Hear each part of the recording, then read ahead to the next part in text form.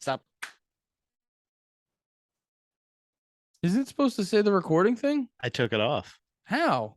You can do it in settings. I was like, that's actually why I was late. I was in settings for Zoom before this. Oh, it's 'Cause I'm gonna- supposed to. All right, peek behind the curtain. There's supposed to be this fucking dumb bitch in Zoom It's who really subtle. right when you start recording, she goes, "Meeting, fucking recording right now, you stupid twats." And I'm like, Yeah. "Cool, lady. Got it. Welcome to that Drag that's the an- Lake." Got it. Hey, okay, Daddy-o. Welcome to Hey. Drag the Lake. I'm your host, Andy Malafrino. With me, as always, the late, great Pat George. How you doing, buddy? Did I use that joke already?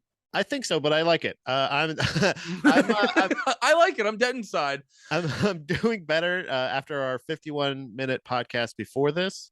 Oh, yeah. I feel a lot. We can really better. fucking. We're a what? We're a bunch of fucking moes together, dude. We can fucking talk about our feelings. Yeah, dude, we get on mic and we just start feeling each other up. It's not to get too much off of music already, but I do appreciate not to get too much off. Not to beat each other off too much. That's my mindset. That's my mindset at gangbangs. Not to get too much off here, but you know what? I'm a 3-spotter today. Really? Yeah, 4 through 7. Get out of here. I'm real hoity-toity at a fucking gangbang. I just got other gangbangs to get to. That's all. Yeah, I have a full schedule. Guys. Yeah. I can only fucking pop off 3 per sesh. Yeah, 3 per sesh. That's pretty good. You get a sandwich in between. I feel like there's something. I just need a full, because sometimes you pop and then you're still hard. You don't stop. And then you're like, wait, can I just go again? And they're like, no. That's actually where Pringles got the idea. From erections that didn't stop after erections lasting over 4 hours. Yeah, the owner was at a sick gangbang, and then someone gave him a nice salty curved chip, and he was like, "Whoa, I could fuck like 7 more dudes." Dude, so it was all dude gangbang? Yeah. Oh yeah, that's why the canister's shaped like that. Oh, I didn't know that. The dude runs Pringles is gay as shit, dude. And it also doubles for a double sleeve so you can Chinese finger cuff each other. Yo, kind of. Yeah, you just pop off the bottom. Dude, the Pringles container is the low-key OG fleshlight. Now that I think about it. Because you kind of like, they should sell attachments, because you don't want to fucking raw dog a Pringles can. You're gonna crease the edges. This is what you do, Andy. You take a sponge and you put it inside a rubber glove, and then you put the rubber glove inside the end of the thing, and then you just fold it in. I wonder why bands won't message us back for interviews. Hey, learning how to make your own fleshlight out of cup, rubber glove, and sponge is very useful on the road, especially if you want to be faithful to those ladies back home. They should really do like horny MacGyver. Yeah, they should. And I think they will. He's like, I got 2 horny bowls and nothing to fuck. And you just run into a 7-Eleven, you get a Pringles container, a fucking jar of peanut butter, and some nylon gloves. Yeah, that too. Baby oil. All right, I'm happy to be here. Are you happy to be here? I am now. Fuck yeah, dude. We just sex toys. Dude, we just came back from an epic almost 3-hour podcast. I don't know how long it is going to be today, but we do have a lot of topics to talk about. We're going to answer some fan questions, which if you guys have any of your own, leave them down below in the comments. We're going to answer some fan questions. I've got 2 albums I need to suggest to you to talk to you about. We're going to do a quick album review of the new Boundaries album we were coming our pants over. And also, there's some Gavin dance hijinks. I always love to exploit that band for views. Updates on. Oh wait, no, there was no court case. That's the problem. No. Spoiler alert. There's a little sneak peek on what we're going to be talking about. And then also, Fat Mike was doing some Fat Mike shit and causing beef that out of nowhere. I didn't actually hear about this. This is exciting. Actually, I sent it to you. No, did you? Yes, I did. Hold on a second. You know what you did? You just hit the like and then move the fuck on. Did you send it to me on Instagram? On Instagram, okay. yes. Yeah. Let me check. Hold on. Yeah, dude, I sent it to you on Instagram. Well, since we're talking about that was the song. I didn't realize that was beef. Okay, I got you. I know. Yeah. Since we're I don't know how much beef it is. It's like Fat Mike talking shit and getting attention. And I'm not trying to shit on Fat Mike, but that's what he does. He talks shit all the time. But I would too, because that's just my nature. You know what I mean? You're talking. He's got a podcast. You're doing all this shit. You end up talking. You end up talking a lot of shit, but I don't know how much is coming back from the Blink camp. So let's start on this actually. So apparently recently it came out that Blink-182, when Matt Skiba was in the band, formerly and now back to being the lead singer of I mean, he never stopped, but he, you know, when you're playing guitar in Blink-182, you're not. Now he's exclusively. Yeah, when you're playing guitar in Blink-182, you're not playing as much guitar in Alkaline Trio. Exactly, right, yeah. But apparently Fat Mike helped he wrote a song for Matt Skiba and sent it to him. It was this song that is actually on the new double album that's coming out. I heard a little bit of it. It's not bad. It's kind of, I had a similar vibe of the last NoFX song that came out. It's not like, it's a fucking NoFX song, so it's pretty good, but it's not like blowing my fucking mind. Right. So they ended up not using it, and that was kind of the story of why they didn't end up using it. So he writes the song, he was helping Matt Skiba write songs, sent it to Matt Skiba. The band really likes it. They were gonna use it. And then like 6 weeks, he's like, dude, it's going to be the first single. And Fat Mike's getting all excited because this is going to be the first time he ever gets like, hopefully that shit charts or goes number one. Probably wasn't going to go number one, but like, hopefully that shit charts or whatever. This was going to be his first, it's going to be his first track that he wrote that hit the Billboard top 10 or whatever the fuck. Cause I will say that is a thing. I think about it sometimes because I'm always, like, I feel like I'm always doing the fucking, how do I say this without sounding pretentious? But I just end up enjoying the slightly off the beaten path thing. Now, I was telling you about, I was crushing some Call of Duty earlier. Like, I'll fucking play Call of Duty and rock a Mountain Dew. I will do some basic white boy shit. Don't get me wrong. But, you know, as always, like, I talk about my favorite band, Gallows. And I talk about like Gallows, like they're not the fucking biggest band. The one, like if you looked at my tweet the other day, I'm talking about like these are the 4 best albums that came out out in the past 2 years. I'm talking about like fucking Every Time I Die and fucking Boundaries and like See You Space Cowboy and shit like that. I can identify with Fat Mike because you have having a mindset of like enjoying the thing that's slightly off the beaten path. Fat Records, it's a great thing, but it's slightly off the beaten path. Even then, though, like, and you try to be like, I'm cool and I'm punk and I don't fucking care about the industry shit and blah, blah, blah. But at the same time, I think Fat Mike still would love to have like a fucking top 10 single on Billboard. And that's kind of what he was talking about. He was talking about it'd be really fucking cool to get a top 10 single on Billboard. But then what happened is, and this is Fat Mike, and he could, he could not be getting it completely right or whatever the fuck, but apparently Fat Mike said that when Blink-182 found out he wrote the song, they were just like, oh, we're not putting it on the album now, which I found very interesting. Now, this is something that I can actually give a little insight to. Apparently, and this is something I think I brought up in the past, that there is somewhat of a camp. I don't know if NoFX is, I don't think they actually started this, but there is somewhat of a idea that the shtick of the performance that Blink-182 does, which is also not exactly what they're known for, but something that people do bring up, is the in-between songs, all the banter and the joking and stuff like that in between, not taking them like not the appeal or the, let's say the self-defacing, like the kind of like the going up and not taking themselves too seriously, but also still fucking ripping songs. And you know what I mean? Like still being able to write really tough punk songs. Yeah. Also going like kind of being kind of how Every Time I Die is with like hardcore and metal kids. Yeah. Like when there's one of the videos that went along, I think it was with Gutter Phenomenon, that the DVD that came with it. I believe maybe it's Shit Happens, I think. Maybe that's what I'm thinking of. But it's a Jordan going through the crowd at one of the Warped Tours that they were on, going, hey guys, you guys gonna go in there and mash? Hey guys, you gonna go mash in there? Like being completely arrogant dickheads to even people that are probably their fans.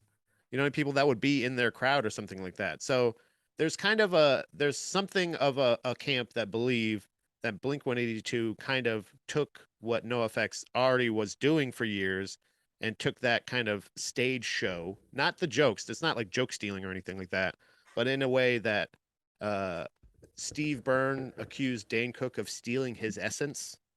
In Oh, a that way. was reverse.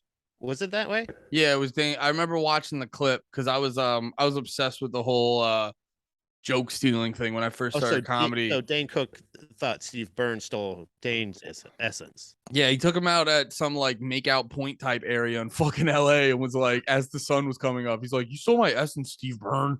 Okay, so yeah, so it's essentially that's what Blink-182 stole NoFX's essence. So maybe maybe they thought once they found out that Fat Mike was involved that he was going to use this to talk shit about them. I don't know if it's that personal, but like just say, like, see, don't get me wrong, because I'm not above to hold I'm not too good to hold a long-standing grudge. So I could totally see that. Because it is also wait, was it NoFX or the actual fans who were like, you're stealing NoFX's thing? Because I do think it's pretty funny to be like, oh, it's NoFX's thing to make jokes for too long in between songs. I think NoFX heard it and ran with it. Like I think that's what it was. I don't think they started it, but the start of by any means. It wasn't like they wrote a song saying Blink-182 is yeah. You know what I mean? It's the fans did it, and I think they just played into it. Like they were like, yeah, let's do that. Why not? Who gives a shit? Yeah, because I could see from Blink-182's standpoint, them kind of being like, yeah, we don't hate NoFX, but also fuck them. You know what I mean? Yeah, it's not like in a way. It's not like oh, NoFX is the worst band in the world, but it's also like, oh, you got fucking Fat Mike to write that for you. Fuck that guy. If that's the case, actually, so I found this in the article. This is actually Fat Mike's perspective on it. I didn't realize this. This is kind of interesting because he was talking to Spin Magazine.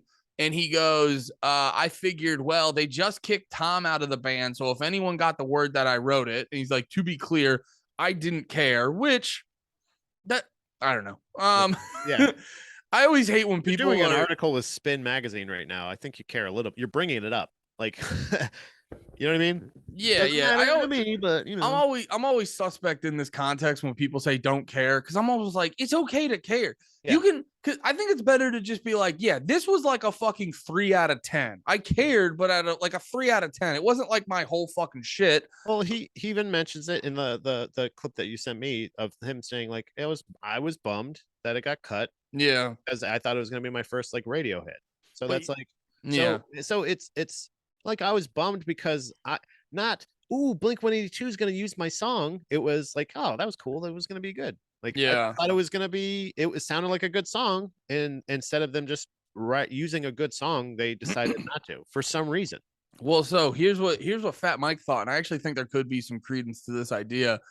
But he goes, yeah, to be clear, I didn't care. I was going to ghostwrite it. But I could see how someone saying, oh, you had to get Fat Mike to write a song for you would be something they didn't want to come out. Like, Tom just left the band. And now this was for 2016's album. Yeah, this was for California. Yeah. Which I don't know if you listened to. I thought it was a pretty good album. I thought it was like a pretty good Tom Just Left album. Because honestly, the album before that, it had some good songs, but it wasn't anything like their self-titled.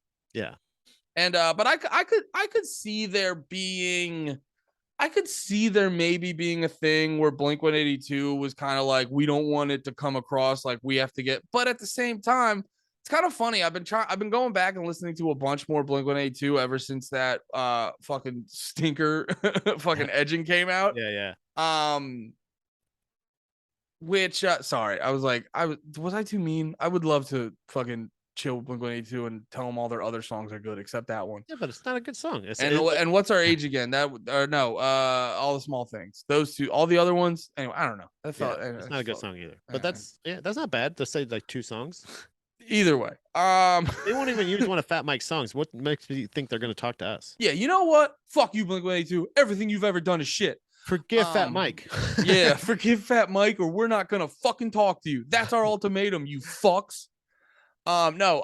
What was I gonna say? No, but it was funny You're ever listening since. to older Blink-182. Yeah, I was like going back and listening to old Blink-182 and like edging and shit because of edging and shit like that. And it's kind of funny, like it's kind of funny to like the thought of like, oh, Blink-182 is worried people are gonna help him write. And it's like, dude, if you take 2 seconds to think about it, like go listen to their old shit, like Dude Ranch, and then go listen to Enema of the State. Clearly someone fucking helped. Like just getting Travis Barker in the band doesn't completely shift your sound like that. Right. You know what I mean? And then they go for 2 albums, and then they have their self-titled, which is obviously Tom was in a different headspace on that, but also too, like they're a mainstream band. You're naive if you don't know they're having people help them write songs. They 100% have people help them write songs. You have like they're at the point now where once they're playing arenas and you have like flame and pyro and shit shooting out behind you. Like you're on a huge stage with 3 people. You got you end up, they're one of those bands that start having the Green Day extra guitar player in the back. That's the shit that kind of bothers me. The shit where they start adding like pieces to the band. Yeah. Acknowledge them. I think the Foo Fighters does that shit too, where the Foo Fighters now has like a Bruce Springsteen like choir of people on their fucking stage. Oh, dude, and you see them. Promo pics is just the fucking 5 douchebags, or now 4. That always annoyed me. Sorry, 4 douchebags. Got him. My bad. Got him. I'm so worried about offending Blink-182, but I'm just like, suck our dicks, Foo Fighters. One of your guys died. That'll never get the Dave Grohl interview. Gosh darn it. Gosh darn it. We were so close. I'm retarded. That's really what the moral of this fucking joke story is. I know that Dave Grohl is still writing those songs because they're still bad. Got him. Got him. Suck our dicks, Broly. Maybe that'll put us back on good terms with the other guys. Suck our dicks, DG. But no, it's once you start getting the band bigger, and then there's just like the fucking person in the background hitting the bongos and then the tambourine, and you're like, that's not coming through. Fuck off. Yeah, it's either give them other stuff to do, have them play on some other songs, or don't fucking have the band. You know what I mean? Like, don't don't sit there and go, it's just us, just Blink-182 coming out here, and then you have a whole fucking like orchestra of people like playing other shit or backing track. Like I said, there's weird little pet peeves that I have with bands when you have a song that fades out at the end. How do you do that live? Like, what are you doing live? Just do that. Finish a song. That always annoys me. You're kind of looking at that. You're like, just stop playing. Just stop playing. What are you doing? You can't finish a song. So there's way other things that I'm going to critique your band over besides just ghostwriting. Ghostwriting is a normal thing. If you want to give them credit, give them credit. If you have an agreement where they're just, like you said, going to ghostwrite or they're not getting credit for it, pay them adequately and just get over with it. You know what I mean? I will say this though. I think that, and I hate using the term normies, so I'm not gonna, but like the average person who just consumes music, I think has no clue about that kind of stuff. And that's what I'm saying is it really ultimately it doesn't matter. Like you're still gonna sell t-shirts and tickets to the people you're gonna sell them to anyway. Nobody's gonna not go see you or lose respect. Who the fuck respects Blink-182? Do you know what I'm saying? Like it's one of those things of like they specifically have things like this where that's the situation where why wouldn't you use a good song that you are already going to use? Like that's there is no real reason for this, because going back to the original story we were talking about, why would you not do this? Or why is it even a thing? It's because you're not just a normal band of 3 dudes. You're like we were talking about in a couple episodes ago. You're like Metallica in some kind of monster. And you're also a huge business. A business has employees. So why wouldn't you use a fucking independent contractor every once in a while to write some music or produce songs or something like that? Like that, I wonder too. You're at Foo Fighters level. Just fucking be it, dude. What the fuck? Wait a minute. When did the Fat Mike Vegas shooting joke happen? Oh, that's a good point. I just remembered that. Ah, you're right. That's a good one. Hold on. Anarchy. Oh, I had the thing up somewhere. I was gonna say, do you have the date on your wall? Yeah, no, I have. So a friend of mine, Chris William, former co-host of Buddha Boys podcast, him and I actually got press passes to Camp Anarchy, which was kind of like it's like a like old school Warp Tours. All those old Mm-hmm. bands that I used to like Suicide Machines, fucking Suicidal Tendencies, a lot of suicide. No Effects, Bad Religion, fucking Offspring was there. It was fucking awesome. It was like a 2 or 3 day festival. It's like the Punk and Drublic Festival, but it was one spot and it was a couple days. And they also had like craft beer and shit like that. We went to this festival, and this was NoFX was headlining it because this was the first time they were performing back in the States Yeah. since they were kicked off of their own tour, the Punk and Drublic tour. For the During that time. joke. So yeah, so and I was trying to look for that because I wanted to see what year that was. That might So okay.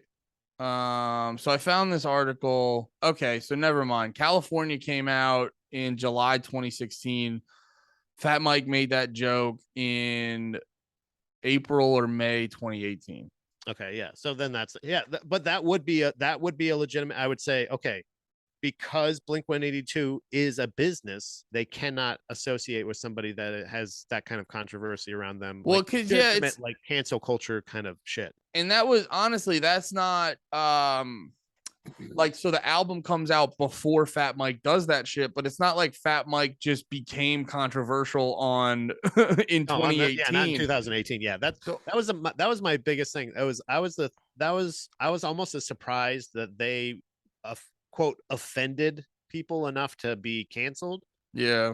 because I was just like, listen to all of their songs. Like, what the fuck are you doing? Like, Yeah, it is weird. it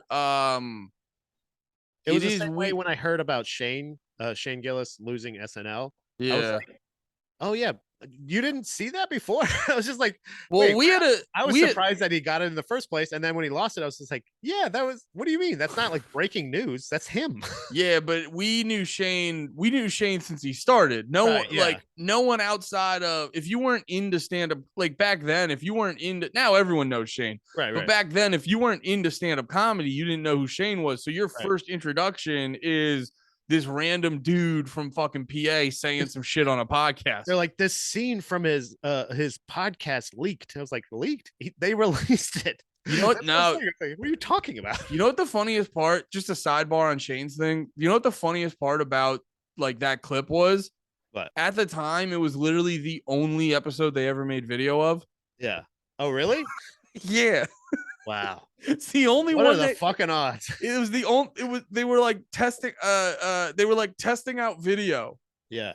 It was the only one at that. Now they do video every week, Right. Right. but at that point, it was the only one And that they that ever was the made same video feeling for. I had when somebody was just like, "Did you like when the like no effects taken off of the tour?" And I was like, first of all, I was like, their tour, and also for saying something controversial. Here's the Like, problem, though: what is the fuck are you talking about? I don't know. It's like the more I see about it, the music industry has like no fucking backbone, dude. Because it's very I think like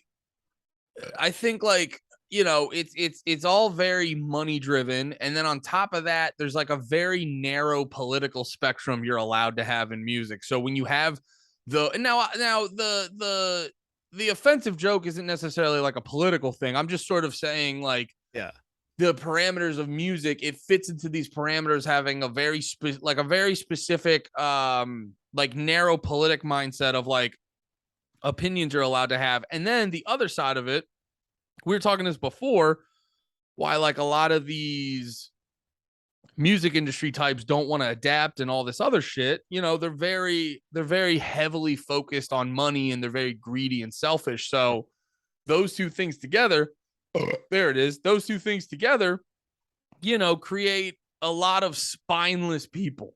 It's self-preservation. It's really survival mode. So like it's if any of this stuff comes up, we got to distance ourselves from them and at any cost. So maybe somebody did like I just don't think that there's anything, especially up until 2016, that NoFX said or did that Blink-182 would have to disassociate with.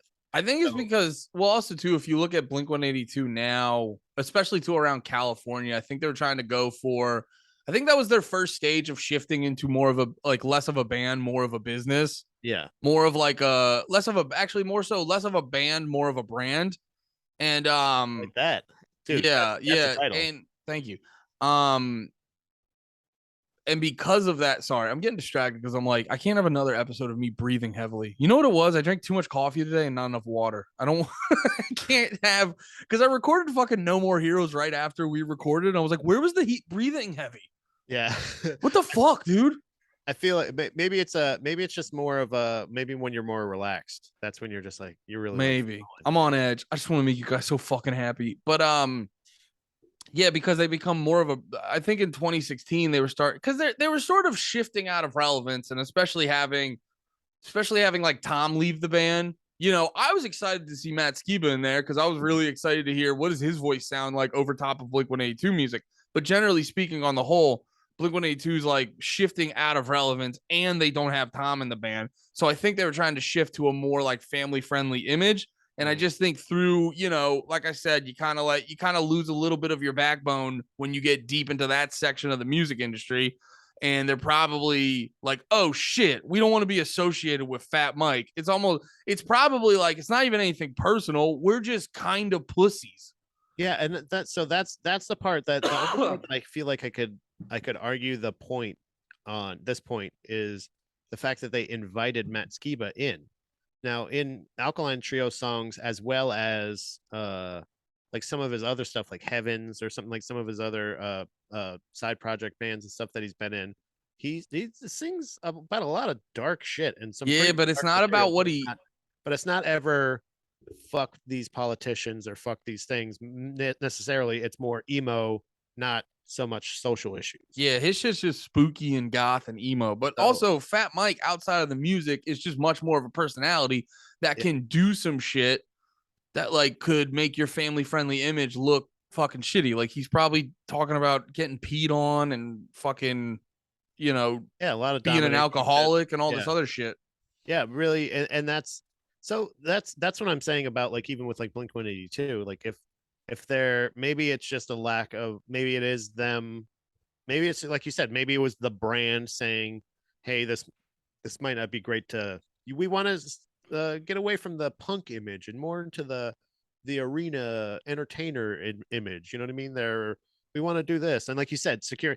I think that's really what it comes and I think you stumbled upon like a really great like narrative here. I feel like there is when you said something about when a band is relevant or not. I think when Yeah. a band loses relevance, that's when they become a brand.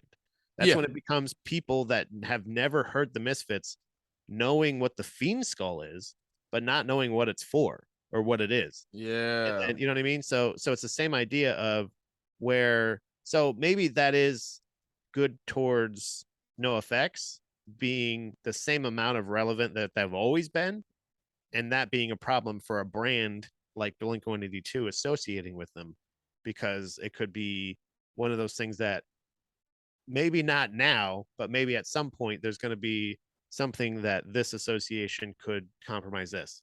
If it's ghost written though, I just don't see people digging into it and going like, but if they thought it was going to be a hit, that's the thing that bothers me, is the fact that they were like, this is great, we love it, we recorded it, it's on the album, and it's going to be the first single, and they're like, yeah, no, we're not.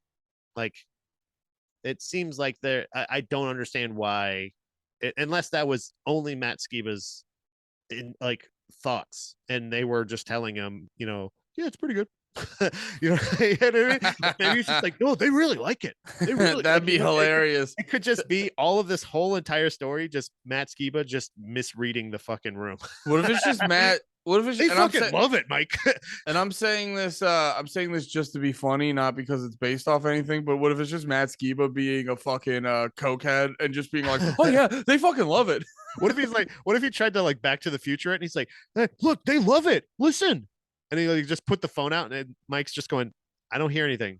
They're not playing it now. What happened? But it could have just been, it could just honestly could just be as simple as Matt Skiba misreading their but if they were like, this is great, we really like it. Maybe they were even trying to, maybe they thought he wrote it and they were like, this is really good. We're gonna put it right here at the top of the fridge because Well, we love it. Well, that's actually an interesting tidbit too, because I was like listening to the song, and like I said, it's a pretty Because fucking. It's like remember, a pretty. What? remember I'm sorry, but this is this. Remember, he even said at that point in that when he was commenting, and he was saying something like, "People were like, hey, so when are we gonna see the band again?" And he was like, "I don't even know if I'm in the band."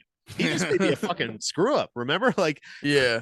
sorry, I interrupted your point. But yeah, no, I was saying like I'd be very interested to hear the Blink-182 version because I was listening to the NoFX version. Like I said, it's like a pretty good NoFX song. But I was like listening to it, I was like, how does this turn into a Blink-182 song? And then how does it also become like a big Blink-182 hit?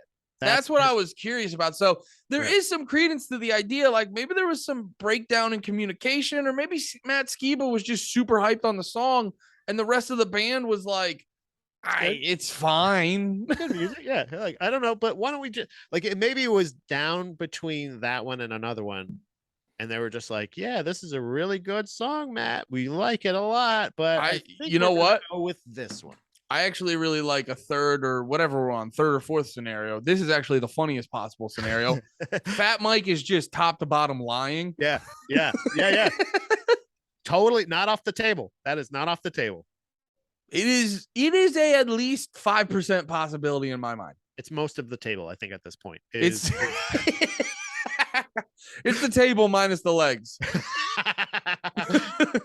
Oh, you want chairs with that too? Yeah, it's probably chairs too. Oh yeah. Oh, it's a whole kitchen set. Yeah, you're gonna have to put this on a layaway because this is a dining room. This is so much. It's so much, dude. You wanted the china cabinet? No, I think that's a good point because I don't think he's above stirring up shit. It could just be, hey, I'm talking with Spin Magazine right now. Blink-182 is the biggest thing in punk music news right now. At the time, maybe even at the time of that article or the writing of it. You know what I mean? Like, I don't know when the interview happened. No, this was new. I know, but the I don't know when the interview happened. I know when it was released, but I don't know when the interview happened. So they're probably recently. They're talking about the new album. So if they were talking about maybe Blink-182 came up and he was just like, oh yeah, it just happens to be. Yeah, I'm sure he's being an opportunist. Yeah, it could just be him. Like, you know how sometimes we're like, hey, there's news with Dance Gavin Dance. We should do a podcast. That's not a coincidence. We're doing it on purpose. Yeah. Like it's like I have a single out. Blink-182 is a really popular band. Everybody's talking about them. That song was supposed to be about Blink-182. It's not technically slander. You know what I mean? It's not even like there's no part of it that is that could be. I think this is a great fucking point because there's like now thinking about it, there's no consequence to him saying this except for getting a lot of plays on the song and maybe even getting Blink-182 to mention your band or your name in an article or something like that. He's definitely being strategic about it, like why he's bringing it up. It's 2016. It's without it. I mean, I'll go on. I guarantee you, I would put money on that this song probably got more listens than the last song they put out. Right. Truthfully, I don't think he's lying. I think oh no, it didn't. Well, actually, no. He's bad at it too. No. I'll say this though: the last song's been out for a month, and it's at 109,000 views. This song's been out for 3 days, and it's at almost 60K. So it's probably gonna pass the other song. Until this podcast comes out, and then people are gonna go, "What?" Yeah, and then it's gonna be used. Yeah, right now it's at 58,000. It's gonna be at 58,010. Yeah, they're gonna actually take some plays back. Here's the reality of the situation. I think what most likely is happening is what we were saying before, where it's like he definitely helped Matt Skiba write a song. Yeah. But I'm very curious to find out if there was like a miscommunication on how truly pumped Blink-182 was to use the song. They love it. I'm not saying they're fucking love it. I'm not saying it's like that family joke where they're talking about the Beatles and they're like, "Oh yeah, Ringo, it's great. We'll put this song right on the fridge." I don't think they're at the top. I don't think they're doing that. Octopus. I don't think they're doing that to Matt Skiba, but there could be a breakdown in communication on how hyped Blink-182 was for this song. Yeah, I think that it might have just been this goes with the hand in hand with the comment from Matt Skiba saying, I don't even know if I'm in the fucking band. I think Yeah. that I think him just not fully melding like with the band as far as like again, like knowing the business of a band. We talked about that, about the band versus brand. Like Matt Skiba has been in bands. He joined a brand. So when he goes on to that, he's gonna. I don't know if you know this. I love that comparison. Thanks, buddy. That the band brand thing, because that is exactly what happens. All Well, you that's got to what do happens is when you. add the R. It's what happens when you get to a certain point. I saw it Yeah. happen with Data Remembers, the biggest recent example in my mind, because they were like pumping out just fucking good pop metalcore music, and then you just saw a shift where they turned into a little bit of a brand, and their music turned into a little more cookie cutter and like mass produced to a degree. Yeah. I think that I think it happens, and bands are. I don't even fault bands for doing it, because at a certain point, what the fuck, like what else would you just go do? Why would you quit doing this? Just keep writing songs, putting out albums if you want, and just touring. Yeah. Like why not? But make sure that you're doing it smart, and you're doing it to where you can preserve like the business. So Yeah. smart. I think it's a smart thing, and but overall, I think it's smart on both parts to say we should run Blink-182 like a brand, and Fat Mike being so opportunistic and saying like, oh, by the way, you know that hottest news in punk right now? Yeah, could have had a song for him. It would have been this one. Yeah, Fat Mike definitely knows how to sell an album or two. Oh, yeah. All right, let's keep it moving. Let's read a quick little listener comment. Oh yeah. Which I will say again, we do appreciate if you guys ever what? Mailbag. Oh, hell yeah. If you ever have questions for us, please leave them down below and we'll do our best to comment on them. So the question here, some answers. The question here from Derek, which Derek, I've seen him often listening to Panties in the Mouth. Thank you, Derek, for supporting and hanging the fuck out. He goes, what do you guys think about Fugazi? Really cool or try hard dorks? Well, guess what? Yes. No, yeah. I'll say this. I don't have so I realized I haven't listened to a lot of Fugazi, and I gotta be honest, a little bit had to do with the fact that they have a bit of an image of try hard dorks. Yeah. And I just was like, I don't know, that energy, I don't want to support it. Even if your band's really good, if you have like twatty energy, my instinct is to not support it. So I admittedly, now don't get me wrong, I really, really, really like Minor Threat. Like I listened to the shit out of Minor Threat when I was in high school. They're a really good intro into like hardcore punk and stuff like that. I found them towards 11th or 12th grade in high school. I don't listen to them a lot anymore, but whenever they come on, I fuck with some Minor Threat. I like Minor Threat a lot. But the Fugazi image, that fucking overly pretentious post-hardcore where, you know, you get up your own ass, where you can't even do a guitar solo, which actually, to be fair, I'm not even a huge guitar solo guy. But also, too, it's like you're like okay at your instruments and you can barely sing, but you get really high.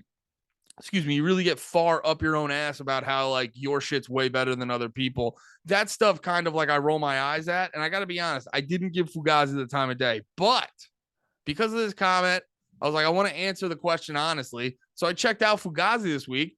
And I got to be honest, pretty damn fucking good. Fugazi's pretty fucking good. Now, I will say this. Ian MacKaye, like, I get it. You're the punkest punk that ever did punk up some punk. I get it. Yeah. But, like, it's not... You're still punk if you learn how to fucking sing, dude. Like, you can still be punk rock and learn how to sing. Like, I just went on Spotify, which always shout out... Oh, which sidebar? My suggestion? Yeah, Spotify's got to fix their shit. Quick sidebar on this. You know how I always tell you if you're into a band that's got a bunch of albums out, you make the playlist of all their music? Well, Spotify changed something. You got to add it song by song. You can't add the whole album. It's very tedious. Don't do it, guys. Spotify, fix your shit. But anyway, I went on Spotify. They have all their This Is playlists, which I think are always very well calibrated and shit. I go on the Fugazi one. I listened to a bunch of Fugazi this morning before the podcast. Wanted to make sure I was familiar with Fugazi. The songs are very fun. Ian MacKaye can barely sing. But it's very pretentious of him. There's like one song that was just him just trying to sing. You could hear his whole never took one singing lesson in my life, never took any effort to actually learn how to sing ass voice. And it's just over a piano. And I'm not saying that's every Fugazi song. That's probably the only Fugazi song that's like that. But it offended me. I was like, the goddamn gall you have to have a voice that sounds like this and to just be like, it'll just be me and the piano. That'll do. That guys, sit this one out. We don't need anything. And you know what else? I'm not going to scream. I'm going to genuinely try to sing. That was crazy. But I will say this. I have a tendency to focus on the negative. That was the first 51 minutes that we didn't record earlier today. That was what we were talking about. I have a tendency to focus on the negative. I listened to a bunch of other songs today, and like jokes aside, besides the like, there's a lot of music. Like the music is very, very good. I will say the only part that kind of drags is the fact that Ian MacKaye can't really sing, and the music is kind of music you need. Like an actual singer over top. He like the way that he yells, like I would actually some dude like Jeff. Thank God Zoom has a self-regulating fucking noise canceller. That was brutal for 2 seconds. But like Bomb the Music Industry. Mm-hmm. Jeff Rosenstock. He also has great. I was just talking to my brother about him yesterday because he has some great solo stuff too. The way he sort of has developed his voice over time to be this sort of sing-songy yelling, I think some shit like that would make way more sense over some Fugazi shit. Now, Ian MacKaye's voice over Minor Threat, when it's like heavily distorted and fast and very ruckus, it was fucking perfect. It was just with the slowed downness of Fugazi, I thought his voice, now it wasn't a complete abomination. I'm not saying it was the worst shit ever. There was just certain times where I was just like, damn, this is really good. But if he could just sing a little bit, it would be fucking amazing. Well, Andy, if I may. Pat, you goddamn may, dude. I'm going to say everything from this point on with no hyperbole, no sarcasm, and utmost respect to everyone in the music industry. Fugazi is one of the most boring bands I've ever heard in my life. Fugazi. Yes, dude. Not because of Ian MacKaye. Oh, wait, sorry. Wait, can I pause real quick? I gotta go turn the heat down. Pat's talking. It's hot enough in here. let me just go into detail. Pat, can you do me a favor? Yeah, what's up? Can you fucking let him have it? Hey, Ian, cheer up, bud. Okay? You're a celebrity. As much as you don't want to admit it, you celebrity, buddy. Okay? A lot of people love you. I don't know why, but a lot of people love you. So buck up. Okay? Everything Andy said, plus the fact that talk to him, Pat. You have the ability. Look at you, fucking smug cunt. Pat, you're bald, bud. Pat, talk right to him. Go right up here. What are these hats? What are these hats? What are these fucking? Oh, look, he took the hat out. He's saying the anthem over here, up in the top left. And him and Henry Rollins being said in the same fucking sentence is crazy to me. Because I'll have to cut you off there. Henry Rollins scares me, so I am a huge fan. Everything he's done rules. Henry Rollins is the best. He scares me. That's what I'm saying. Is I think that Henry Rollins is a genuine person and is somebody that is like an actual is the artist that Ian MacKaye thinks he is. Oh, okay. There's a situation where just because you like you said, just because you have a fucking piano doesn't make you deep, doesn't make you good, and as far as Minor Threat goes, the most smug, pretentious, rule-making group of fucks that I've ever heard in my life. Oh, without a doubt. Song is another goddamn rule. Yeah, lyrically, yeah. If you want an intro to a punk band, if you want intro to punk, go to 7 Seconds. A way better version of Minor Threat than Minor Threat ever was. 7 Seconds is a better punk band than Minor Threat, and the fact that people. No, I'm gonna take your word on that. I'm gonna take you up on that offer. I mean. And as far as like the messaging and just the utter horse shit, like for a group of people that have experienced so little to be so smug and have such strong opinions on everything, Give it to him, Pat. is like to me the absolute fucking opposite of what punk is. You're just sitting here telling me what I need to do, how I need to do this, and what I need to not. You can be anything. Well, yo, This is exactly what you need to be, or I won't consider you a human being or an equal or a good person.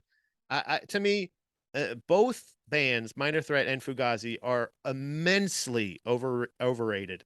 Overrated. Like people should have listened to Fugazi and laughed in his face. This is what you're gonna do? You went softer, and still at the same time, not better. Like there's no part of this that's an improvement. To me, Fugazi, as for as influential as they've been to other bands, I'm sure they have served a purpose, but I have every single time. This is my note to Spotify. Stop suggesting Fugazi songs in my Discover Weekly. Here's my note to Fugazi. Don't even worry about Kanye. Get Fugazi off Get there. him out of there. Let's deplatform Fugazi ASAP. Because guess what? You heard it here first. You heard it here first. Cancel Fugazi. New title for the episode. Cancel Fugazi. I can't stress this enough. Nah, dude, we're not big I don't enough to see a not point. exploit. We're not big enough to not exploit search terms. Oh yeah. Okay. So Blink-182 and no effects are in the title. Next they're week, gonna have maybe Fugazi. yeah, but also stick around for some Fugazi trashing because I got nothing but because that's the thing is they give this air of like we don't want you to listen. Good. I ain't gonna. I'm gonna eat a hamburger and I'm gonna drink some alcohol. I'm gonna do some other drugs at the same exact time. I don't know if they're vegan. I don't think they're vegan. They're But- probably vegan. But dude, if I'm a vegan could be a band, it's Fugazi. So you're trying to tell them to go fuck Fugazi themselves. Oh, I like that. You said it better. Sorry. I've had two coffees and nothing to eat, so I'm kind of zooted right now. I hear you, buddy. Yeah, no, it that was a good point you made about Minor Threat. While musically, I really enjoy. Honestly, my opinions on Fugazi and Minor Threat are actually pretty similar. Musically, great time. Probably, yeah. But like, dude, a lot of dude. I even remember in high school before I even really started drinking or doing anything that much. I'm listening to their song Straight Edge, and I was just like, shut up. Dude, oh my God. So this is the best thing. This ties into our first story. No Effects, it like specifically kind of trolls Minor Threat. They covered I Got Straight Edge, but they did it like a fucking old jazz song. Listen to it's on White Trash, Two Heaves and a Bean. Straight Edge, they covered it, but they go ba ba ba. And then somebody sings it like Louis Armstrong. It's he goes, I'm a person, it does all the things. Yeah, that's sick. I can't sing like that. I think it's fun that a band like No Effects would cover a song. I'm pretty sure they covered the song, and Minor Threat was not happy about it. You know what I mean? Like, I don't know. They just seem like that's an interesting point too. Where oh yeah, that's what I was gonna say earlier. Where you're talking about Minor Threat, and you're like, they're actually kind of like with all the rules that they make with their songs and shit like that. They're kind of like the opposite of punk because you're creating a lot of, you're making it elitist. You're creating a lot of rules, which that's not punk. And then what's the term that they always gatekeepers. It's a very like hipstery gatekeepery band. Yeah. I think if you're into that shit, you'll really fuck with Fugazi top to bottom. And it's kind of funny. I always tell people go check out the book. It's called Sellout. Mm-hmm. Who writes it? Dan Ozzi, Ozzi. Let me bring up a picture for whoever wants to get it. It's a very good book. Here, let me show it to you guys. I got the audio book and I listened to it, and it's very good. Talking about bands we've talked about before. So like Green Day, Jimmy Eat World, Blink-182 at the Drive-In Thursday. It's about the major label feeding frenzy that swept punk, emo, and hardcore from 1994 to 2007. And he does a really good job breaking that down and showcasing it. And one of the constant themes would be you would have these bands who would just be going at it. And well, some of them would be brand new. Some of them had been going at it for a little bit. But even the bands that were like not even an album in, a lot of those bands, you still go at it for a while before you might put out some fucking EPs or singles, but you're still fucking working at it for a couple years before these major labels start to find you. And dude, you would have these bands all the time who would be like, I'm trying to be like a true punk. But also too, I have no fucking money. Yeah. I need fucking money, and they're guaranteeing me a lot of money, a lot of resources, and a future to make a lot more money. And a lot of these bands, Green Day, Jimmy Eat World, Blink-182, well, not at the Drive-In, but they're the Mars Volta. My Chemical Romance, Rise Against Me. A lot of these bands are still making a lot of fucking money right now, and there was just a consistent theme where like the local scene would just get so fucking butthurt that God forbid these bands succeed, want to make fucking money. That whole thing in fucking punk rock, it's this fucking thing. It annoys the shit out of me where it's this mindset of just like punk rock. There's a lot of areas of punk rock that try to act like they're trying to create a better world and do all this other stuff and do real change. And it's like, yeah, dude, you need like, but if you just want people to sort of like, punk acts like that, but in actuality, they just want to be the perpetual underdog. Right. They don't want to change anything. They just want to be the perpetual underdog. You know what I mean? And it's like true punk to me is like fucking NoFX, where they work really hard, they make a bunch of money, and then Fat Mike uses his money to put on a fucking beer festival where you can watch a shit ton of really good bands. And is it the whole thing where the beer's super cheap, or is it free? There you get like I think that like you get a certain number of tastings included with your ticket or something like that, but then also like the beer's it's relatively cheap, like it's all local vendors, it's all local to the state they're in. So dude, like when I went to go, actually, speaking of beer, I went to a show where it was Run the Jewels, and they did a special deal with Goose Island, so you got to see Run the Jewels for $20, which right now if you go see Run the Jewels, I guarantee you it's way more than $20.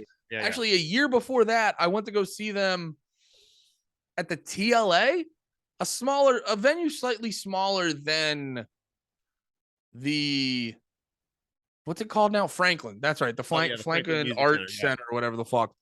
They were at like the TLA or some shit. And even then, the tickets were more than $20. So Run the Jewels does a deal with Goose Island, $20 tickets. And Goose Island, if you go to a bar right now, it's going to cost you like $7 or $8, $5 Goose Islands all day. Nice. You know what I mean? So it's like this shit where you're selling out. That's in their best interest. That's helping out fans, dude. Yeah. I realized that. Like, I remember I was reading this article when I was younger in like high school, and Fall Out Boy was getting shit for being sellout because they were doing like the Honda Civic, whatever the fuck tour. Yeah. And Pete Wentz made a good point. He was like, is it really fucking selling out if we team up with Honda Civic so our teenage fans can get cheap ass tickets? Right. That's not selling out. Don't understand it. You don't understand what, and that was the thing I tried to understand. Like I got so pissed off because Bad Religion was at one point was opening up for Blink-182 on tour. Yeah. I was like, that's fucking, because I was one of those little cunts that was like, I was being a little pretentious, a little like, that's not how it goes. I'm a purist.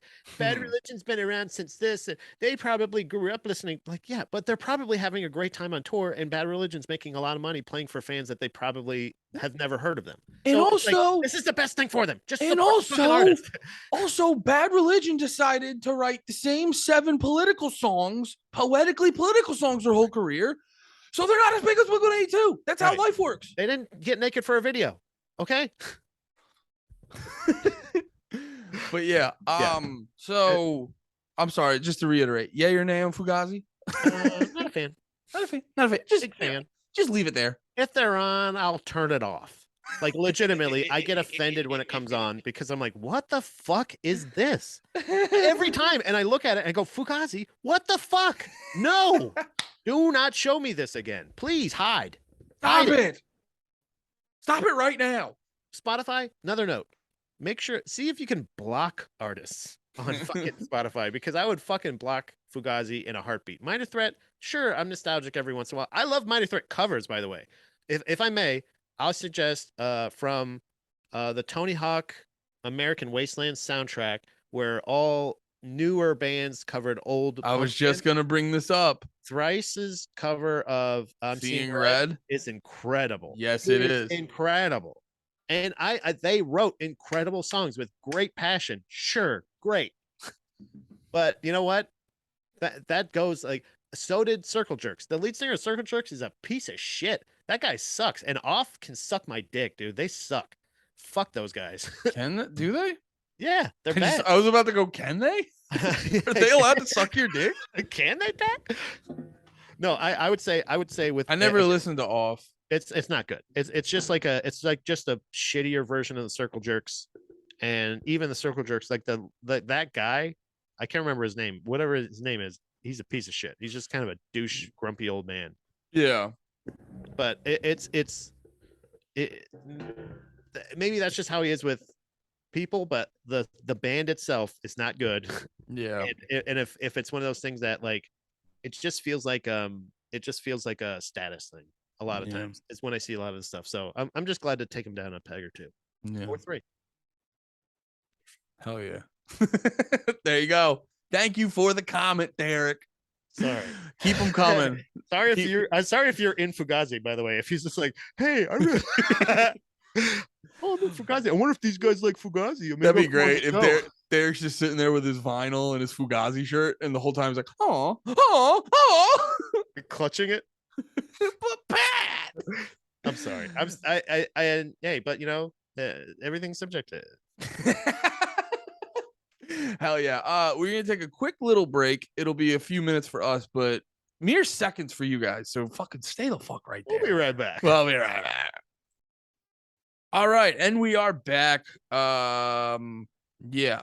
What's up, buddy? You have a good fucking shit or whatever? Yeah. Sorry, I was trying to think of a joke and I had nothing, so I defaulted with That was the most piss I've had in my body in a long time. So what? That was the most piss I've had in my body at one time, and I'm glad that I got it out. So you're sans piss. Sans piss. I'm lightweight, streamlined, ready to rock. That's the best Pat I fucking love. That's my favorite Pat. Oh, speaking of, we were talking about we were having another side podcast in between this break, and you know what I did? We were talking about the things we like to do. Like you feel very relaxed at jujitsu. I feel very relaxed at CrossFit. Not last night.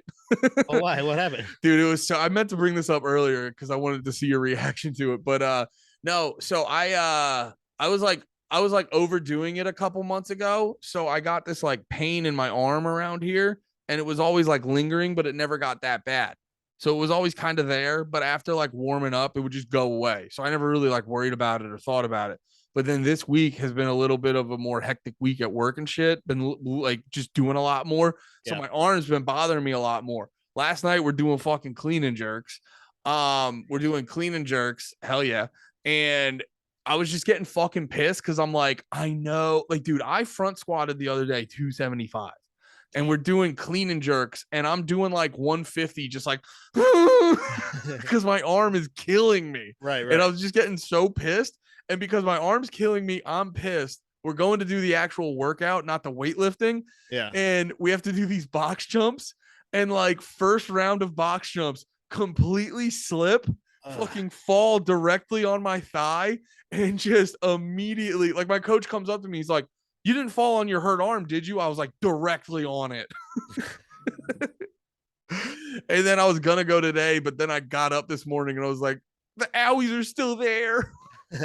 Dude, I've been limping all day, man, because I fucking ate and to bring it back to music, because, you know, of pop punk steering me wrong and always being obsessed with Vans or Converse or shit. I go to CrossFit in fucking old ass Vans with no traction. And when I jump on the box jump, I eat shit and almost get cut by the fucking corner of it.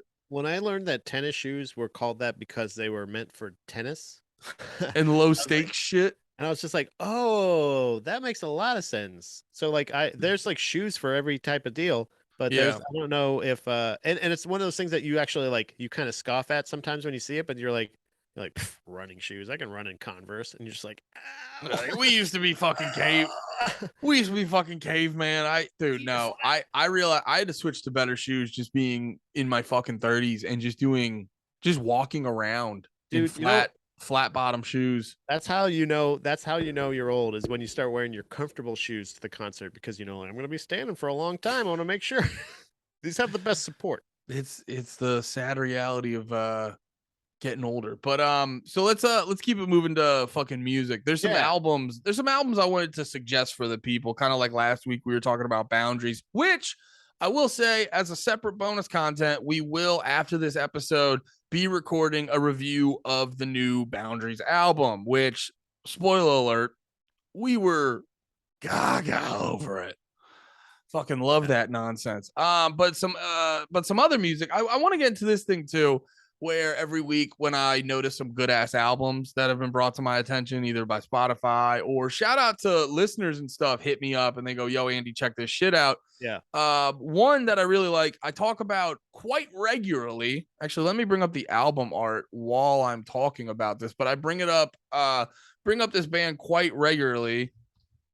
Gallows? Knocked Loose. Oh yeah. What did you say first, though? I said gallows. Wait, are you talking about Gallows? No, you're talking about Knock Loose. We've talked about them in the past now, Andy. What's the connection here? Oh, so apparently someone in the Panties in the Mouth Discord, shout out Bussy Crook, that's his name. Like it. Like that If name. if you listen to Panties, you're very familiar with Bussy Crook, but Bussy Crook got me hip to this band called Inclination, which I had heard a single of theirs a couple weeks ago. But the connection to Knocked Loose is, I believe, where is he? This gentleman right here, he is one of I believe he's the lead guitarist of Knocked Loose. So this is his side band, and they're very fun because they're kind of. Have you ever heard of Year of the Knife? No, actually, I have not. Ooh, you would like Year of the Knife if you like Boundaries and shit. Year of the Knife is sort of like is in a very similar space as Boundaries, but like they just have a more hardcore punk vibe than like a metalcore vibe. And Inclination is the same way. They sort of sit in that like very hardcore, but like the newer version of this like hardcore punk where it's very like fucking in your face. Like they're not doing breakdowns every other second like Knock Loses. Like But a comeback kid. Yeah, yeah, they're a good band that if you come from a heavy metal, not heavy metal, but like a very heavy metal background, but you want to listen to some punk shit that still leans in that direction. This band Inclination, they're very good, and I think you're really gonna like them. So if you guys want to check that out, I'll try to leave a link or something down below in the description. And then another band, I think you'll like them. They're very good. They're actually, we're talking about Blink-182. They're sort of like the stage of punk right before Blink. Occasionally, like back in the day, Blink. Yeah. And it's that that hard, aggressive skate punk. There's this band called Rest Easy. Rest Easy. Yeah, so there's this band called Rest Easy. Maybe I should send you these bands, by the way, before I bring up this segment. We're learning, guys. It's a process. We're getting there. We'll get there. But I'm watching my cat trying to sneak around the other cat who's across the room, but he's like on this side of the room and he's going. That rules. We can fucking see you, dude. But they have this new album called Hope You're Okay. Yeah. And there's this cool thing where so there's been this slow shift where it's going from like pop punk to sort of this pop punk that has like a hardcore influence to it. And then there's a shift to like that Midwest emo-y pop punk stuff. And these guys sound like they took all that information in and they're like, all right, we're going to take the best of that, but then lean heavy towards the more hardcore skate punk angle. Sort of like, if anyone knows the band old Title Fight before they turned into some like weird alternative rock thing when they were just doing like fast punk music. They're that, and I think you might fuck with Impact because I feel like you're a big fan of that like fast skate punk vibe.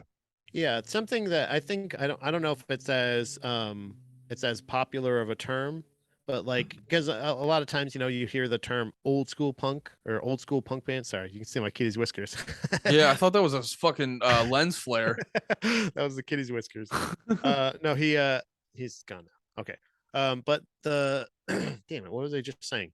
Fuck. Old school punk, which Oh yeah. I don't necessarily enjoy those terms because But they're too broad and not clear enough. but a term that must have been more coined by me and my friends. The term new school is kind of more how I refer to I think what you're referring to. Yeah. Something like lagwagon, strung out, like anything that has those kind of fast, like ripping drums kind of thing. Like so I know what you're talking about as far as and that being where that more because that was the thing is a lot of the punk bands that I was familiar with were being referred to as hardcore bands, and I was like, wait, I thought that was a punk band.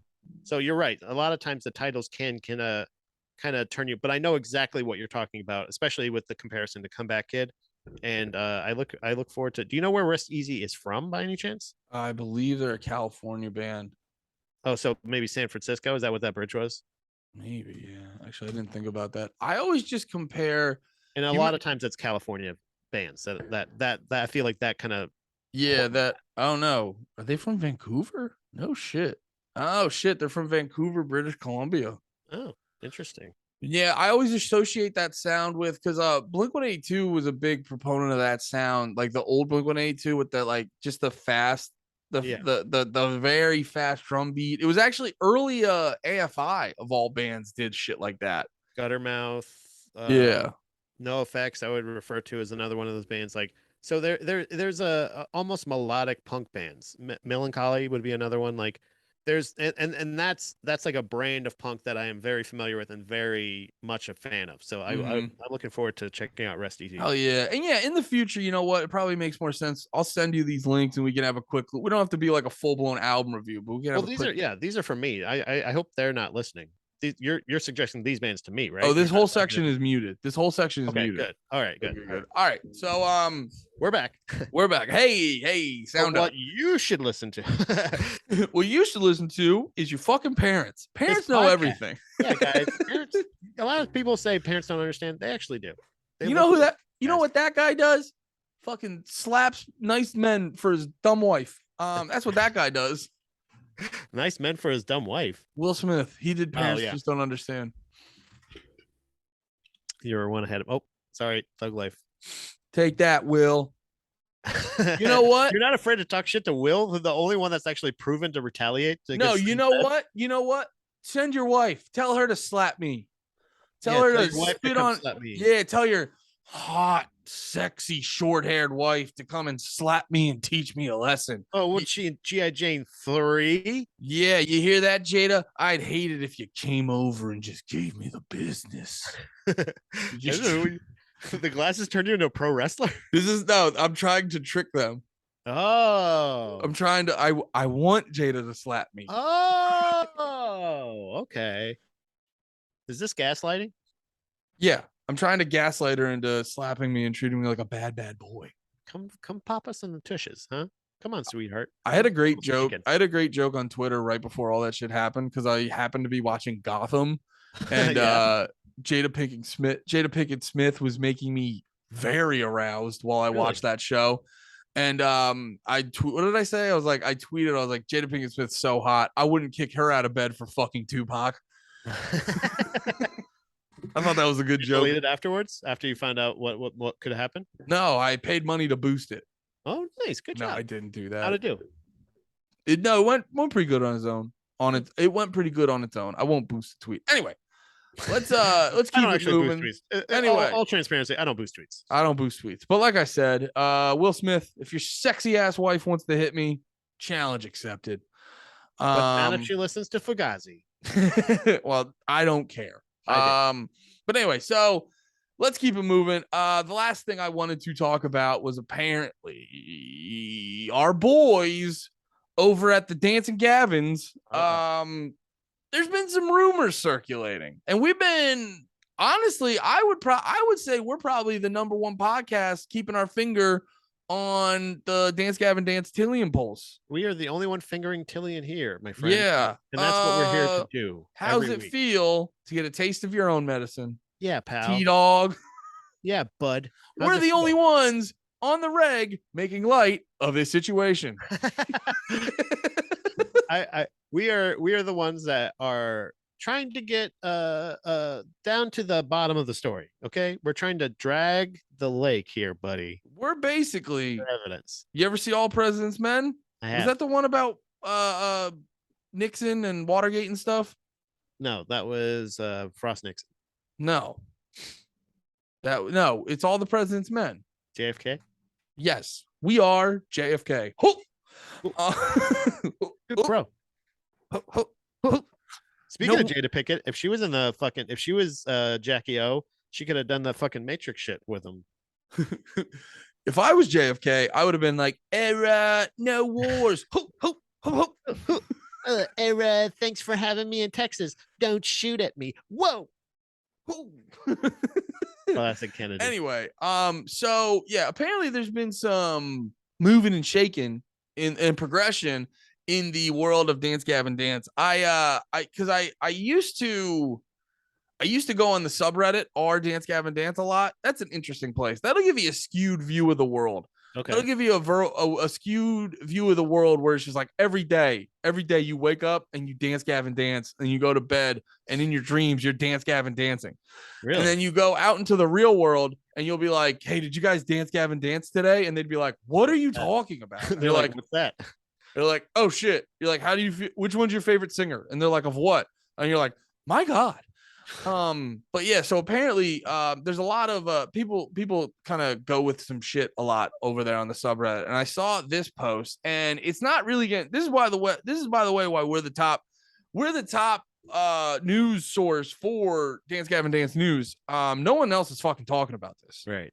But anyway, so if you go into here, I saw this posted on the subreddit.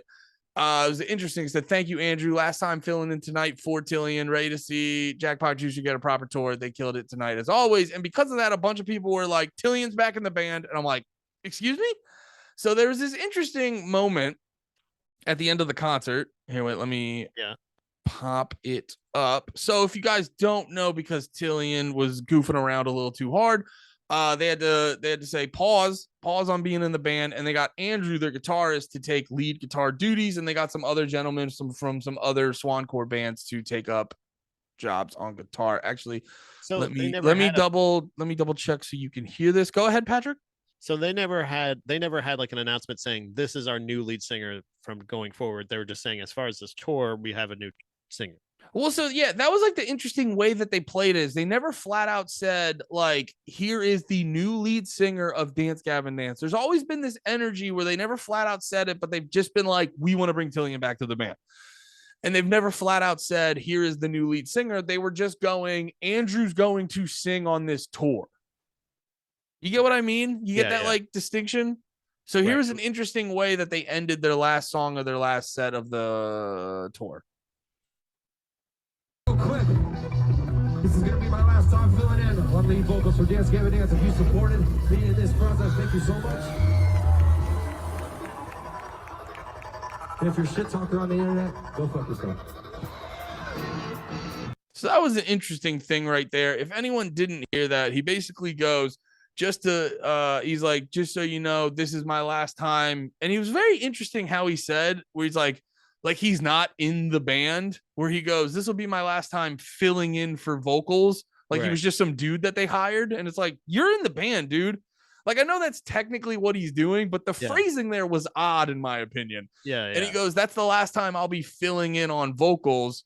And then he says that thing at the end where he's like, "Saw you people shit talking on the internet, go fuck yourself," which is very interesting because, like I've said before, very avid. I've taken a little bit of a break because, like I said, if you go too deep in the DGD subreddit, your worldview starts skewing. It starts becoming a very Dance Gavin Dance version of almost Inception. It's not a good place. You start spinning the top, you don't know when it stops, and then John Mess comes out and starts screaming at you about cum and rhinos. It's a very weird endeavor you get yourself into.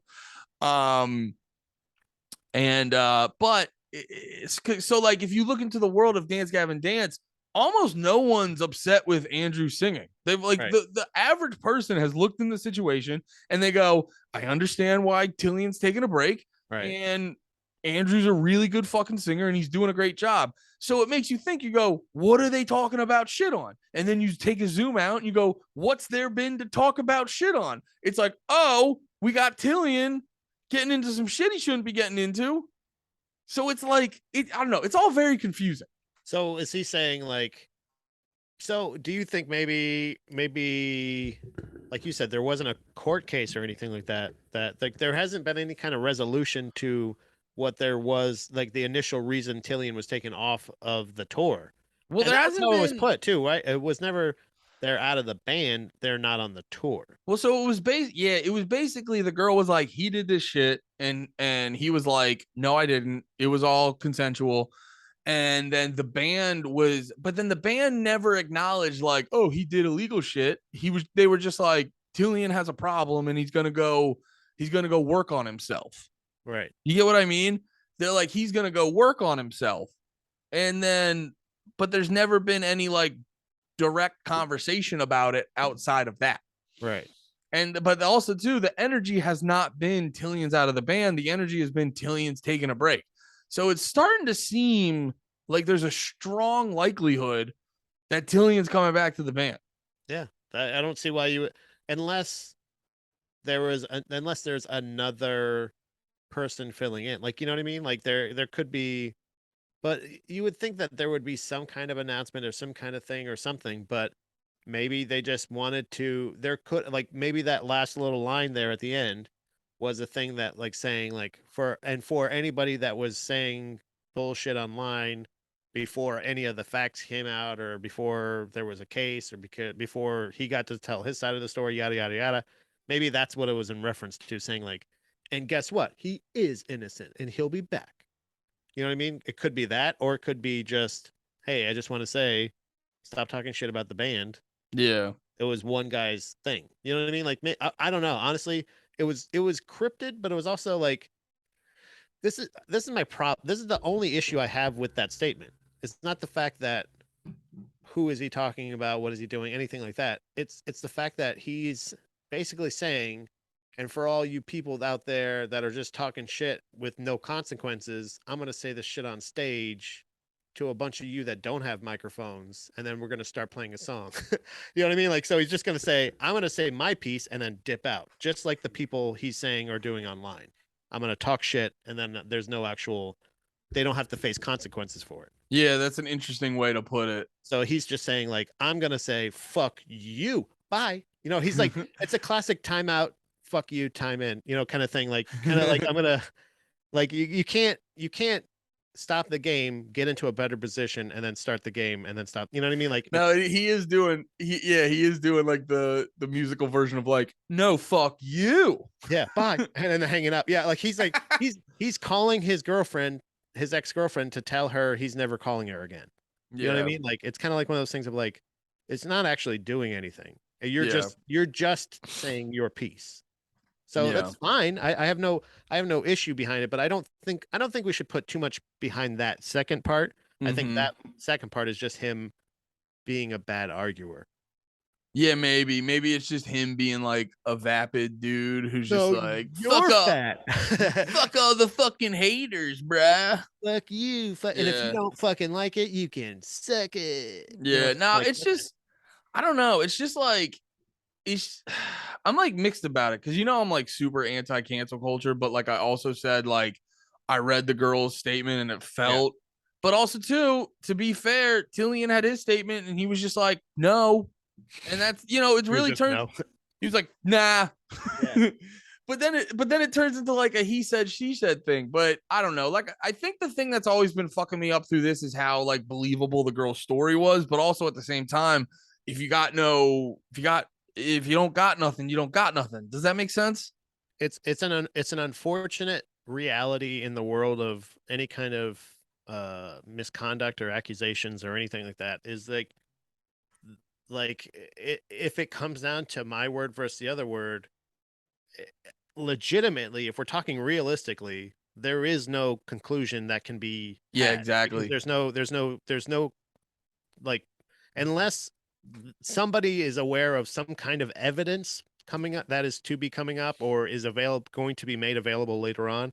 Like, and I'm not saying that I'm just saying that those are all things that are necessary in getting answers. But until then, Yeah. it's just kind of it literally is word versus word. Yeah. And just because somebody writes something more convincing than another person, or there's not enough proof to back up one person's you know what I mean? It's just an unfortunate reality that we will always live in, but it is a thing that, why, especially with like, I think in the case of like the Cosby situation, Yeah. there was Innocent. there was clearly he's out. Yeah. Nothing wrong. So like there was instances later on in the later accusations that were like, it was this date, it was this time, and it was Yeah. this, that help situations like that. So if there was a situation, if this young lady who is accusing Tillian were to, like you said, obviously has it in a more convincing way of like, here's the timeline, Yeah. here's what happened. Not that she should force, like, she shouldn't be on trial for, like, you know what I mean? Like, we're judging her morals and saying like, can we really trust her over him? Like, I don't know either one of them. I'm not But even saying that much. I'm just saying when it's like it's like if you looked at it almost like as a math equation, it's like, well, we got one on this side and we got one on this side, right, and it's like you're back to what, does that make any sense? it, It's like we're back to square one yeah, almost. right. And but now there is a reality out there somewhere where we could be supporting someone who is a sexual assaulter. Well, You know that's what I mean? that Like, that's that's the my unfortunate part. that's my that's my thing that's weird, is because there's because, and there's a little bit of I give a little bit of flack to the band because there's this air of and I will say there's a lot of bands go about things like this way, but I just get annoyed because it just always felt like there was this air of mystery. There was this air of like, like you're at a party and there's something weird going on in the corner and everyone's like, don't talk about that. That's not going on. There's always this air of like the emperor has no clothes Yeah, almost thing. it's almost And like it's what like, happened with Adam Levine thing, when it was like, what do you expect? You're dating a rock star. Like, what? No, you're still in a relationship. yeah, It's still one of those things of like, the same argument comes up with, why would a rock star get into a relationship if he knew he was going to do rock star shit? Like, yeah. Well, like, that's we the all thing. know this. Yeah. Well, that's the thing. It's like, no, people always go like, well, he's a rock star. And it's like, well, no, it goes back to the age-old adage of like, you can't have your cake and eat it too. Yeah. Either you want to go be a rock star or you want to have a nice lady at home to love you. Right. It's Those are hard the to have. options. It's hard to have both. Right. Like, not to go on to a side conversation, but I roll my eyes at the fucking like open relationship or polyamorous shit. I think that's just some fucking new age shit of people just trying to be like, look how fucking open minded I am. It's like, Right.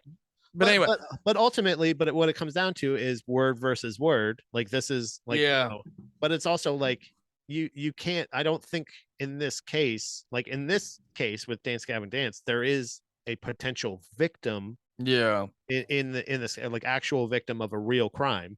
And then in the Adam Levine case, there was no victim. So like, that's why I don't think it's the exact same thing. I'm just saying that yeah, there are situations where there are people that are like, well, what do you expect? And they just kind of acknowledge it or don't acknowledge it and just say, yeah, that's just, what do you mean? That's what it is. What, anyway, we're in this room. Stop worrying about that. yeah. I would respect. I don't think the band has to do a bunch, but I would. I was just thinking about this actually in more Dance Gavin Dance context.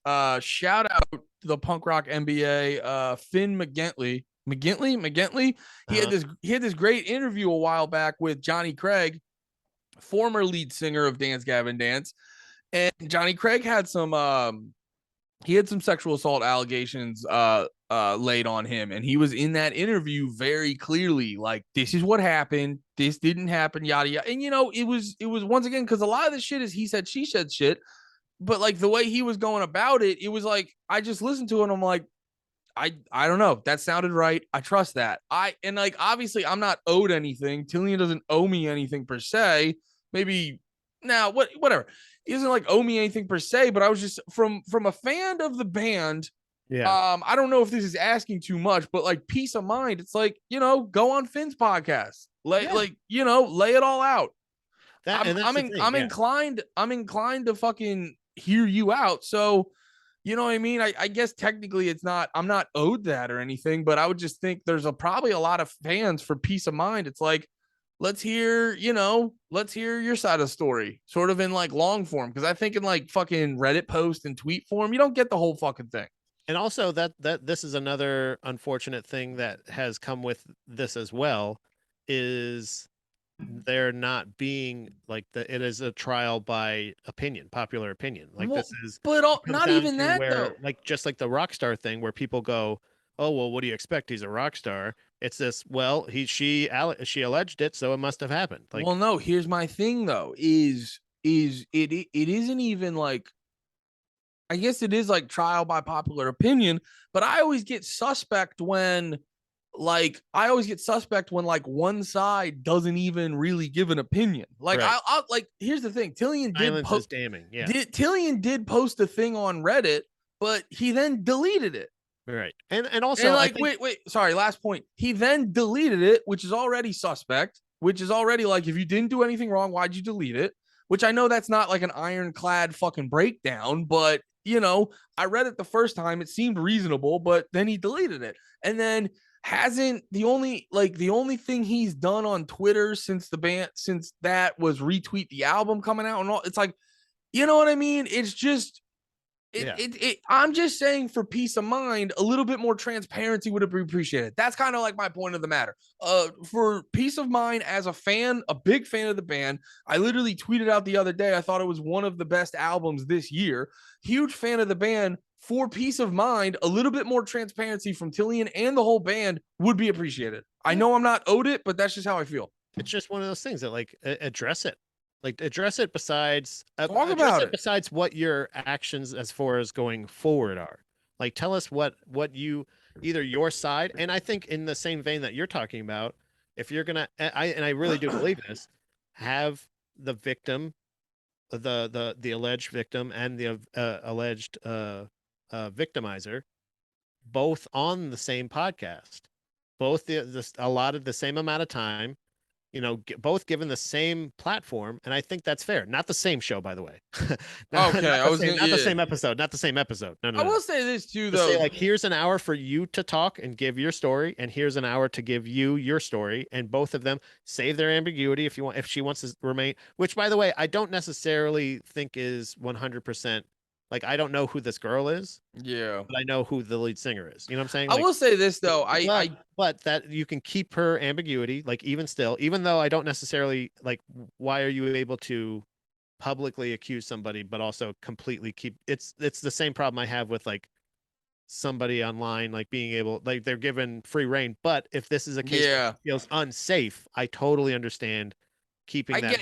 I get it. It's messy, and there's no, like, one strict way to do it. But we need a solution. But we need a solution here. I do agree. It's like I exist in both camps, because there is a part of me where I was just like, you made the accusations, so if there's going to be a conversation, you got to hold up your end. But then it's also like, you're just also a person who happened to go on a bad date, and it's like, I mean, I like exist in both planes at times. And it is a spectrum, just like much other things in this society. Just like what we're both on. Yeah, exactly. We're on the spectrum. No, not the spectrum. Okay. I'm sorry.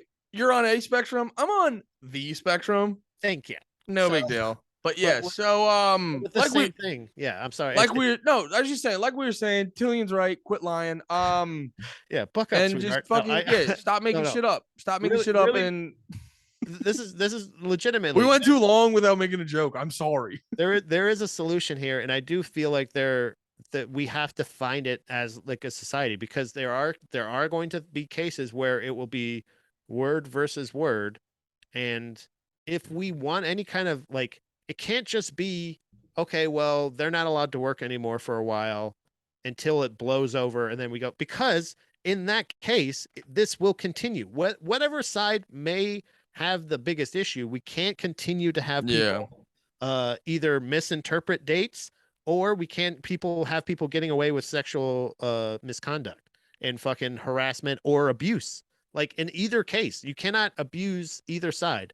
So we need some kind of solution. If we're not actually Yeah. going to have, like, if there's not an actual court case, we need to fucking have some kind of solution here. Well, and because here's the thing, Podcast of record.